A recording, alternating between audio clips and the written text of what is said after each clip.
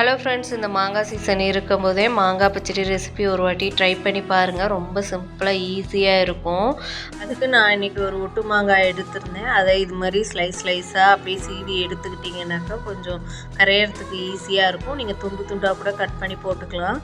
அடுத்து ஒரு பேனை அடுப்பில் வச்சுட்டு கொஞ்சமாக எண்ணெய் சேர்த்துட்டு கடுகு உளுந்தரிசி பட்டை வத்தல் கொஞ்சமாக பெருங்காயத்தூள் ஆட் பண்ணி நல்லா பொரிஞ்சதுக்கப்புறம் நம்ம கட் பண்ணி வச்சுருக்க மாங்காயை ஆட் பண்ணிவிட்டு கொஞ்சமாக மஞ்சத்தூள் சேர்த்துட்டு உப்பு தேவையான அளவு சேர்த்து மிளகாத்தூள் கொஞ்சமாக ஆட் பண்ணி தேவையான அளவு தண்ணி ஆட் பண்ணி ஒரு மூடி போட்டு மூடி வச்சிடணும்.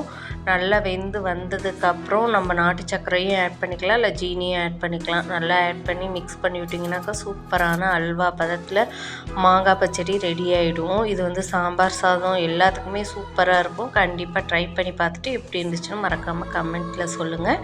நாளைக்கு ஒரு வீடியோவில் பார்க்கலாம். தேங்க்யூ ஃபார் வாட்சிங். அது வரைக்கும் பாய்.